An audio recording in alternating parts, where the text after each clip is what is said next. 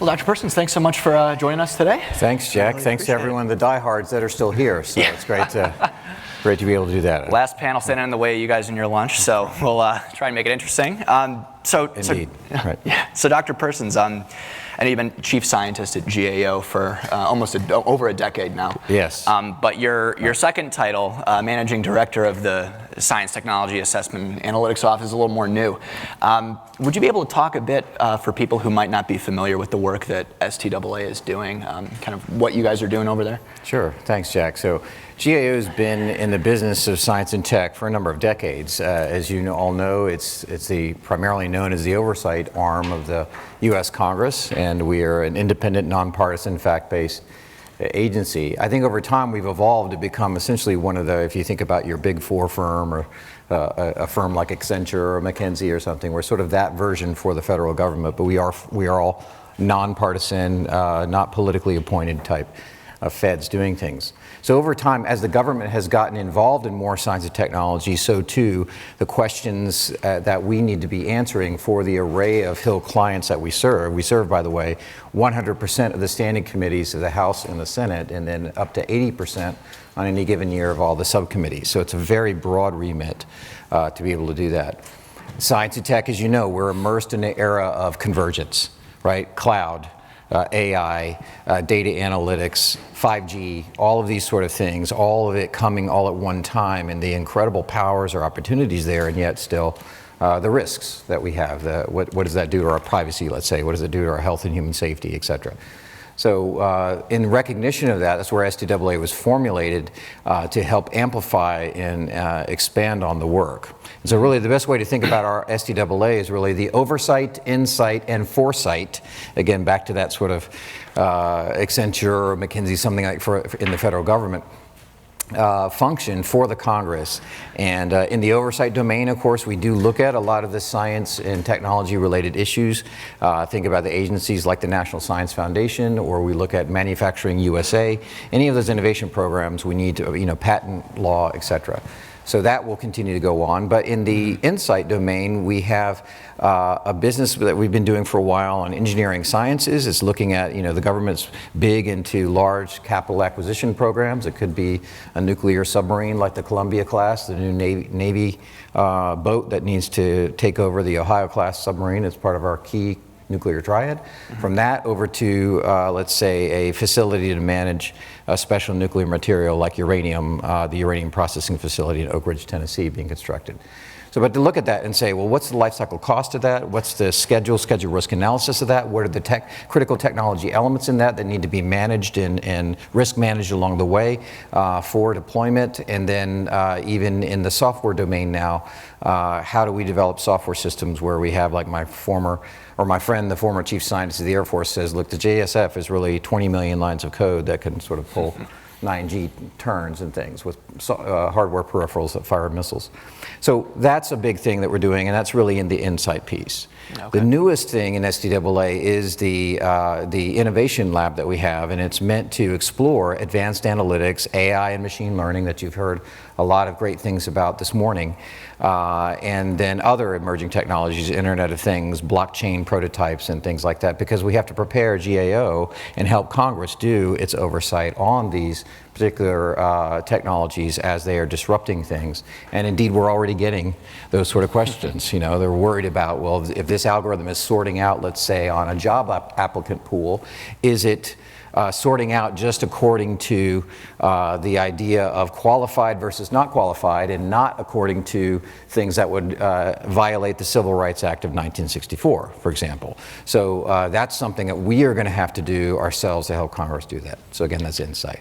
And then lastly, foresight is the technology assessment piece. That was a big piece on that. There used to be an agency in the Congress that lived between 72 and 95 called the Office of Technology Assessment. That mission went away, but we have been the owners, the stewards of that mission since 2002. So we are decades old in terms of doing that. And that's really just starting the conversation, not with a federal nexus department agency program project and asking to audit it in some evaluative manner and make recommendations. That's all very important, but as a baseline mission. But in addition, let's just say, well, with the advent of, let's say, 5G, like a big study we're doing now, what does that mean to society, the environment, the economy, the social system, et cetera, and to try and help Congress in a prospective way so that it's more proactive rather than reactive. And as technologies unfurl, we'll have help them with a framework and create policy options for them that are neutral. We're not going to make recommendations in this space, but it's important for us to say, look, you could do nothing, and here's a pro-con analysis. You could do A, and here's a pro-con analysis. You could do B, and we think that's where we're uniquely placed within Congress to do that. So that's the genesis of STAA, why we're excited, and there's a groundswell of lots of interest on that, not only in terms of the technology assessment mission that used to be done by a sister ledge branch agency, but also all the insight work we're doing, particularly in the innovation lab definitely. space. So I know, STAA kind of brought together all of these different pieces of expertise kind of across GAO under one umbrella. And I know the goal, correct me if I'm wrong, the goal by the end of the year is to have 70 employees with STAA, and then double that in the years ahead, aspirationally. That's right. It's an aspiration. Of course, we are, even though we're a special agency for the Congress, we're still we go through the normal appropriation cycle, and so it is aspirational. The Comptroller General is wanting to, so by the merging and the hiring campaign that we are under now, and we're eking to the wire as we come to the end of fiscal year 19, we'll have aspirationally with 70 FTE, and then as you say, Jack, it's a doubling over time again for that, and that's significant for GAO, and I think again given the commitment, but I assure you there's no and will be no lack of work or challenges for this team to address across that oversight, insight, foresight space. And we're also designed to partner with, we have very talented staff across GAO in existing teams that have been managing issue areas ranging from healthcare to homeland security issues or defense or whatever to help them succeed. So that's where we are. Oh, certainly. So the whole idea is to kind of build, tech literacy in Congress, and for everyone who watched the Facebook and Google hearings last year, that was the lack of tech literacy may have been put on full display. But at the same time, there's this gap between the tech industry, Silicon Valley, and the government. But lawmakers are soon they're going to be called on to be making some pretty big decisions about a lot of emerging technologies, 5G, AI, those kinds of things. From your perspective, why is it so important to kind of have you guys there as a third-party arbiter, and what could be the consequence of maybe getting it wrong? Sure. I have a friend who's a former CTO of the FCC, and he's now at Carnegie Mellon. He does a lot of great stuff in engineering and public policy. But he says, I like his quip, he says, Congress is the most advised body in the world. Okay, not just the US, the world. Okay, everyone is telling Congress what to do. The key thing, if you're from the congressional perspective, you're trying to do a filtering and sort algorithm and saying what is true, what is valid, what doesn't have an angle, what's nonpartisan, etc. Give me the facts. I'm still going to make the decisions. I'm elected to be a partisan, by the way. That is the system, right? But it's our job to give that nonpartisan, fact-based, non-ideological to those duly elected officials as they're making their, and executing their constitutional responsibilities. So advising them how the quality, the independence, no hooks in it, no K Street sort of angle in that kind of thing. I think that's our unique space at GAO generally, and particularly in this area, as you're saying, is we're in this incredible disruption. What does AI do to the Privacy Act of 1974? Right. How do we think about that? How do we think about 5G and edge versus core type management and cyber security and privacy and civil liberties and all these sort of things? So we do have to do that. The consequences of getting it wrong is, do we want to have a system? I think like Eisenhower. Eisenhower said, it's when the first shot's fired, we just celebrated a major anniversary on D-Day. Ike said, when the first shot's fired, the plans are worthless, but planning the process is essential. And so I think in the same way, we're not going to try and predict the future. We certainly have no Swami kind of powers to be able to do that. Nobody does. But we think to try and say these are the ways of the best information to help think and frame the issue in a nonpartisan, fact-based way. We believe we're the only ones that can do in all of that confluence of things in this space. Gotcha. So I'm actually going to ask you to predict the future a little bit. Okay. Are there any particular areas of technology right now that you see us being like right on the cusp of making a lot of these big decisions? Yes, I think when you really look at the most disruptive technologies in history, the history of technology, the most successful ones are the ones that ultimately disappear. Right, that sounds strange because you think, oh, they're such a big deal. At the time, I'm sure they are. But we take it for granted now, like if I pull out my smartphone, right, nobody thinks this is a big deal. Everybody has one. It's become a general purpose type of technology. It's assumed that it's there and our lives depend on it. I left mine, by the way, on one of the rideshare rides, and I was in a catch-22. I couldn't call the rideshare to get my phone back because it was in the, so it becomes this sort of lifeline type of thing.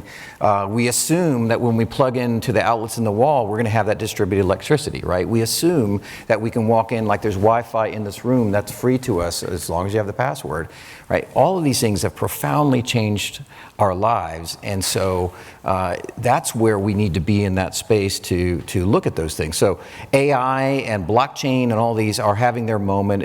AI's actually had multiple hype cycles on things. I think it's going to have another one in terms of the expectation, particularly as folks think about it in the general AI context. That's a whole nother conversation. But I think those things are the ones that are, as they proliferate, they'll start to disappear, we'll start to take them for granted. That's the true success, right? The same thing with 3D printing. We now have it on the desk. But using it in certain ways and doing the creative things like the VA is doing in the medical community is indeed powerful. So all of these are there. And all of them bear key questions that oftentimes aren't being thought of or asked in the hype of the moment. And so that's where we're trying to step into that gap. Certainly.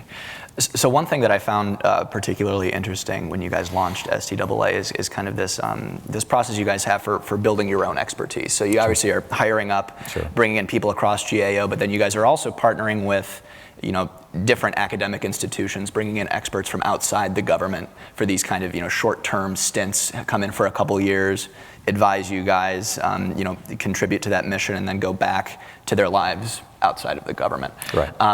And as agencies are kind of looking around, we've heard a lot about the need to build tech expertise across the government within specific agencies. What do you think? What's the idea behind kind of like having those rotational positions, and maybe do you think that's something that could be applied more broadly across government? Right, and it's a great question. And when you look at and you think about and ask the question, what are some of the most innovative agencies in the federal government? Right, there's a lot of innovation, like you mentioned, the Valley, and certainly the Cambridge, Massachusetts, the state of Texas. I mean, there's lots of innovation centers across the country, which is great. We are a very innovative country. It's in our DNA. But to bring those folks in and not necessarily say, well, okay, we want you to give up your career in academia or at a national lab or whatever doing, but we want you to come in for a period of time. There is a mechanism that's decades old. It's called the Intergovernmental Personnel Mobility Act, or that we call them IPAs, and those innovative agencies, the DARPAs, the NSFs, the NASA, and so on, they have some feds that are sort of more permanent or special appointees into technical positions, but they can come from a 501c3 nonprofit like a university or a national lab or other these federally funded research development centers, or FFRDCs, and they can spend time on that. And so GAO's had a standing order. We've just recently revised that, but we're setting the groundwork for that, because that's how, when you think about DARPA, our opening speaker this morning, DARPA is, in my mind, more of a culture than just an institution. And the culture, a lot of it is creative ideas where meritocracy reigns, and people come in and they spend their time and then they go away. Not in a negative way, they go back and you create networks and you build the ecosystem of innovation around whatever it is, whether it's drone technology or AI or whatever. That's the kind of thing. So with GAO, our model has typically been permanent. For our independence demands, we have those independent, that needs to stay predominant, and it will. But the new wedge of work that we're doing is opening up that aperture, having IPAs going to be coming in, again, because things are changing so rapidly. We want to get the best minds we can for a time, working on the inside boundary for advising the Congress with the best, most, or nonpartisan, fact-based information we can, and that's a key way to do that. Others with student programs, internships, et cetera, all of those, it's creating that entire ecosystem that really tends to go well in the innovation centers. Certainly, certainly. So stepping back a little bit, kind of looking more at the broader landscape of government technology, when the conversation around a lot of emerging tech kind of is looked at from almost this geopolitical lens sometimes. So you read something like the National AI Strategy, which came out in February, and there's a lot of different recommendations of things agencies should be doing, prioritizing research in AI and that sort of thing. But the way that it's framed is it's almost like because we need to maintain U.S. leadership in emerging tech. That's right. A lot of the conversation is around maintain our leadership over countries like China. That's right. So from your perspective, I know we've talked, it's difficult to make that comparison between where the U.S. stands against some global competitors because money might not always be a definitive thing. So have you guys looked into that at all, and why is that comparison so difficult to make? Right, so we do have, especially in our oversight portion of the work, we do have a lot of work that's going on in terms of these. How do we maintain or enhance U.S. agility and innovation and competitiveness, right? What's the patent reform that we need? What about buy-dole and that process where you can come up with patents out of the universities and then they can be monetized elsewhere? Is that the way the system is set up, is that doing well with the scale and the speed that we need to operate at? So we are doing pieces of the innovation ecosystem. Even in the foresight, though, in the technology assessment domain, I think part of this is right to your point, Jack, which is how do we think about technologies, again, as they become more general purpose, as they start to disappear, who will have the ecosystem that will reign supreme in terms of its agility and innovation and competitiveness, that sort of domain, and are we in the right place as a nation to do that in today's globalized economy? You mentioned, one of my favorite example here is Silicon Valley, right? It's a place. It's named after an element on the periodic table, right? Why is that? Is because it's where sort of the semiconducting industry, the ecosystem, money did matter. It was both, federal or public sector funds, but a lot of private capital come, and now they're considered, to go there to get venture capital. You go there as one of the venture capital places in the world. And so that's why did that come about? Well, the ecosystem became the one that was the predominant one in semiconducting, became agile, became the center of that. And I think that's the kind of way that we have to think about in the same way 5G, AI, et cetera. Sure. And do you think the government's thinking about it that way right now? I think no. The short answer is I don't think to that extent, with that aperture and lens in one sense. Sure. I mean, part of it is the nature of when you look at the committee structure, they have various jurisdictions, and that's good, but sometimes your strength is also your biggest challenge, because you may be thinking about, well, what does 5G, let's say, do to armed services? Well, that does matter tremendously. We want our armed services to be on top of 5G, to be able to secure 5G, to be agile on that, but 5G is so much bigger than just Air Force or Navy or DoD in general. Right? And so looking at those things in a multi-jurisdictional, cross-cutting sense like we're doing in TA, I think that opening that strategic lens to look at that in a holistic manner, to be able to carry some of these narratives in a meaningful or salient way is what we're aspiring to do. I got you. So I got one more question for you, and then I want to open it up to the audience. So if you guys have any questions, get them ready. So when we talk about emerging technology, I feel like there's always like a few specific things that people are referring to. So it's like AI, 5G, 3D printing, a lot of the things that have been talked about today. Right. But you guys are looking at a lot more than just that. Are there any particular technologies or areas that you think that you're particularly excited about that aren't being talked about as much? I think so. I think obviously what I call is just the digital technology, this 5G, blockchain, all that are dominating a lot of the discussion, and sometimes it's at the opportunity cost of some of the other things.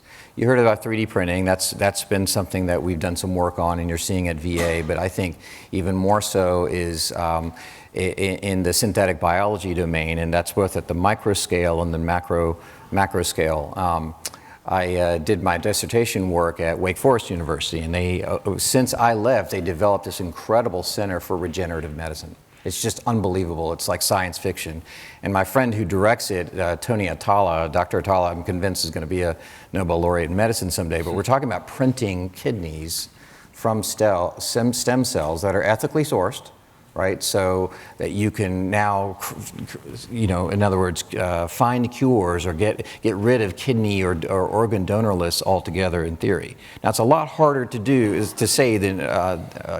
to say it, but a lot of this is coming to the fore and using a lot of these digital or design thing, like Dominic was saying, the design centricity is very powerful in this space. But in the life sciences, that's a very disruptive in a positive way about what cost savings, what life savings could you get out of something like that. So I think that's a big deal. We are just about to issue a study on the usage of fresh water in agriculture. And I think agriculture I'm so impressed now about high tech the ag sector really is. When you think about food and ag and so on. And I have a friend who's Tim Gallaudet, who's the director of NOAA, who also talks about the blue economy. It's an understanding how much of economic yield, the GDP, the billions of dollars come out of our oceans. So all just the coastal, the littoral type thing. So understanding ag tech in that broader sense, including the blue, also the green, and I mean the green revolution like it was talked about in the 60s under LBJ, I think there's a huge amount there in terms of what's going on. No other technology, if you think about agriculture from the 20th century, succeeded in having its inputs and more than doubling its outputs. And there's still, by the way, room at the top when you start talking about precision ag and so on. So we're about to come out with a study on freshwater usage in agriculture, because you're talking about, we irrigate things incredibly here. We're victims of success. We're an incredible country in terms of our ag sector. But how do we get more yield, but yet with more, in a more sustainable way, with less resource and things, given the concerns about stress to freshwater, the aquifers and so on. And again, we just can't irrigate and draw from the ground infinitely. How do we think about that? How do we apply drone technology to manage the fields? This is going on now. The robotics on the farm, again, to continue to exponentiate the output of the yield of the American farmer is incredible. So those are just two sort of life sciencey ag tech, are just, again, in the non-digital space that I would put out there. There are a number of others. No, for sure. So we have a couple minutes left. If anyone in the audience has any questions. How do you see the development of laser technologies and forms of scanning, processing, and manufacturing impacting American technological maintenance and dominance? Laser scanning, so in other words, advanced sensors and those kind of things. I see that. So short answer is I think there's a lot of growth in that area in terms of ongoing impact of those things. Just supply chain management, manufacturing floor and innovation, having more of that tie into sort of the IoT, Internet of Things type idea. To have these things is I think incredible.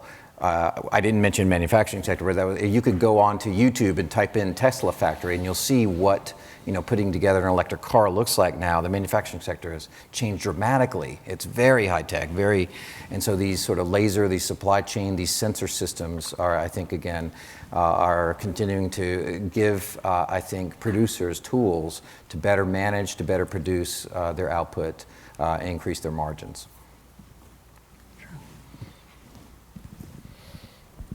I'm on the site right now, but I was hoping you could tell me a little bit more about the 5G report you're working on. What's Sure. the timeline for that? It sounds like you will be addressing things like cybersecurity, but maybe give us a little bit more idea of the scope as well. Sure, thanks. So the 5G report, great question. Just again, saying 5G is just a phenomenally, colossally broad scope thing. We don't suffer from any ambition of trying to get a big cut at this, but our typical TA structure on the report is looking at, okay, let's just baseline what the technologies are. 5G, like other hyped technologies like AI, oftentimes you start to lose the ground truth of where are we actually, what's going on in terms of the technology. There is a now of 5G and still a not yet. It's mostly a not yet at this point, although again, if we came back here in a year, we might be amazed at what new applications and things come out of this. So it's looking at the baselining, where we are with the technology. First of all, just explaining what it is. And I've been spending an amazing amount of time going to the Hill just doing sit-downs like with Jack. It was in this mode, just say, let me just tell you what 5G is. So again, to sort of de-hype some things and talk about what it is. It is disruptive, right? This isn't a curmudgeonly Luddite type narrative. It is going to be a big deal. It is and will be a big deal. But we're baselining it, then we're getting into the opportunities of it and the challenges. Again, it's dialectical. We're a Socratic institution. We want to go out and speak the truth on various issues, and there's all upsides and downsides to this. And that can be economic, vocational. It could be, again, to privacy, civil liberties. It's certainly going to be in cybersecurity because the Internet of Things, to some people, like to some CIOs, that's the Internet of Threats, right? And justly so, especially as you move computing and communications from the core to the edge, which is a key thing about the new 5G redesign. So the spectrum management is another piece of that, the competitiveness and innovation on that, the supply chain issues for the United States are all part of that particular narrative, and that leads into the strategic implications and policy options around what do we do about 5G to maximize the upsides and minimize the downsides. So very broad. We have sister teams doing 5G in defense type work, and that's an important thing as well. And then we also have sort of our oversight team that looks at the FCC. How is our regulatory structure adjusting or managing this? What's the rulemaking on these sort of things, particularly on spectrum between mid-band and high band? And right now, mid-band is deemed the way to go globally. The US is pursuing some high band, we're the only thing. But in today's domain where our IP is at risk at times in this globalized economy, it might be innovated here, but then developed and monetized elsewhere, and that's a concern. So those are there's actually multiple studies, but the TA will focus on baselining, opportunities, challenges, strategic implications, policy options. It will be, it's expected to come out in, I would estimate, 2Q of 2020. All right. I think that's all the time we have. Great. So, Tim, thank you so much. Thank you all. All right, I'll just close out. Thank you all so much for attending today, staying with us. Thanks to our audience online. This is available for your colleagues if you want it. We are recording it, so it's great if you missed anything or you want to share anything. We'll have that available shortly. I want to thank our underwriters, Accenture, Pluralsight, Hootsuite, and also to Decode for helping us today. Just to thank you so much. Hopefully you learned a lot about not only the new technology, but the procurement and the workforce needs that kind of surround the technology. And so thank you all so much, and we hope to see you in a future Nextgov event. Thank you.